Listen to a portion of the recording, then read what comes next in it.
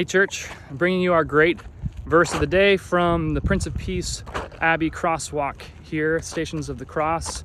And our text today is Philippians chapter 2, verses 1 through 2. And it says this: Therefore, if you have any encouragement from being united with Christ, if any comfort from his love, if any common sharing in the Spirit, if any tenderness and compassion, then make my joy complete by being like-minded, sharing the same love, being one in spirit and of one mind.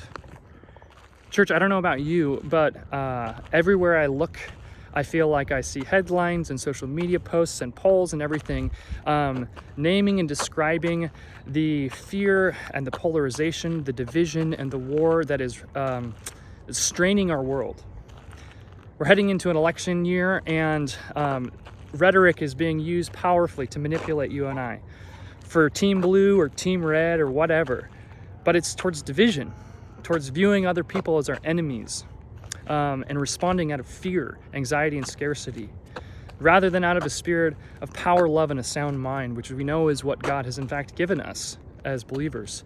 See, Paul's encouraging the retired Roman soldiers, which make up a large part of the church at Philippi, men who know well how to handle themselves, they know war, and he's painting a different picture. He's saying, hey, actually, he's presuming that all of those people and you and I as believers would be united with Christ and would therefore be comforted by God's love. And out of that overflow of love and that sharing in the Spirit, we would have tenderness and compassion, and we would be united. Now, unity is a tough thing. It doesn't come about actually usually by making the focus unity itself. It's a byproduct of a common vision and a shared mission. So what is that for you and I today?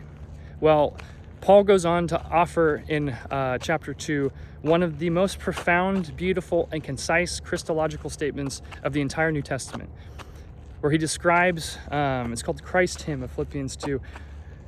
Jesus did not consider equality with God something to be grasped. Even though he was like God, he made himself a servant. You and I are called, church, to demonstrate our love and our trust in the power of the present risenness of Christ and by his love. How?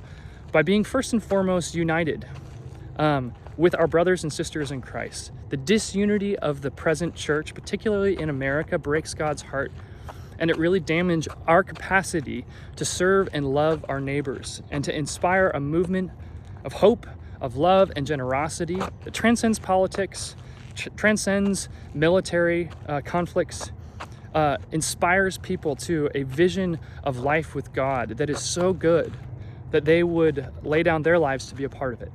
That's the story that you and I are invited into. That is what Paul is exhorting us to. It's true. You and I can live into that story today.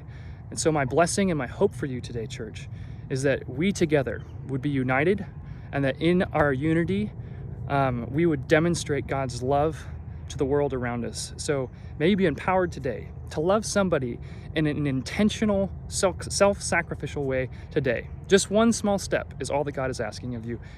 You'll be blessed when you do it, church. Love you.